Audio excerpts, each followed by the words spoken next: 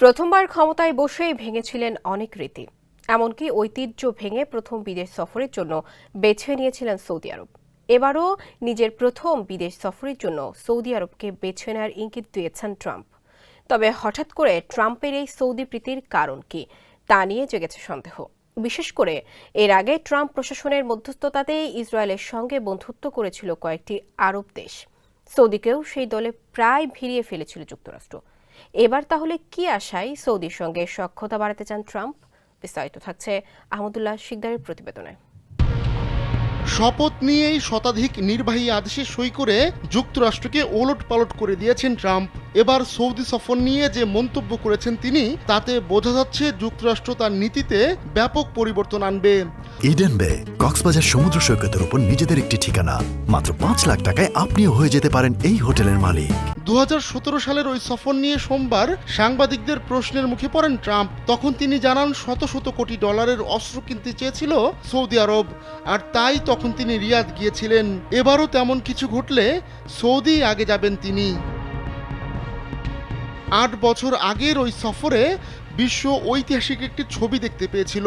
তখন মিশরের president Abdel Fattah al Sisi ও সৌদি বাদশাহ সালমান বিন আব্দুল আজিজের সঙ্গে একটি গ্লোয়িং অর্বে হাত রাখা অবস্থায় দেখা যায় ট্রাম্পকে। দ্বিতীয় মেয়াদে নিজের প্রথম বিদেশ সফরে সৌদিকে বেছে নেওয়ার ব্যাপারে ট্রাম্প কতখানি সিরিয়াস সেটা এখনও নিশ্চিত হওয়া যায়নি। তবে তার মন্তব্য একটা বিষয় প্রকাশ্যে এনেছে, আর তা হচ্ছে ব্যবসা ও অর্থনীতিকে বেশি প্রাধান্য দেবেন ট্রাম্প। সদ্য সাবেক হওয়া মার্কিন প্রেসিডেন্ট জো বাইডেনের শাসনামলে সৌদির সঙ্গে যুক্তরাষ্ট্রের সম্পর্ক বেশ খারাপ হয়ে যায়। রিয়াদ ওয়াশিংটনের সম্পর্ক খারাপ হওয়ার পেছনে রয়েছে কলামিস্ট জামাল খাশোগির হত্যাকাণ্ড। অবশ্য নিজের শাসনামলের পরের অর্ধাংশে সেই সম্পর্ক জোড়া লাগানোর চেষ্টা করেন বাইডেন, তবে তা কখনোই আর আগের অবস্থায় ফিরতে পারেনি। অথচ ট্রাম্পের প্রথম মেয়াদে সৌদি যুক্তরাষ্ট্রের সম্পর্ক খুব মধুর ছিল। এমনকি ট্রাম্পের জামাতা ও তার সাবেক জ্যেষ্ঠ উপদেষ্টা জারেড কুশনারের সঙ্গে সৌদি যুবরাজ মোহাম্মদ বিন সালমানের ব্যক্তিগত বন্ধুত্ব ছিল।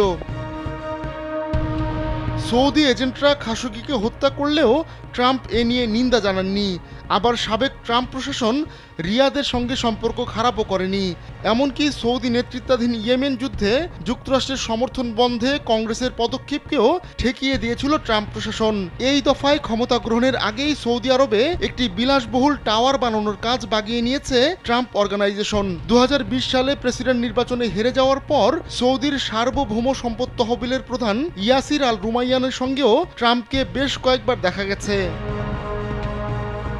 আহমদুল্লাহ শিকদার, কালবেলা।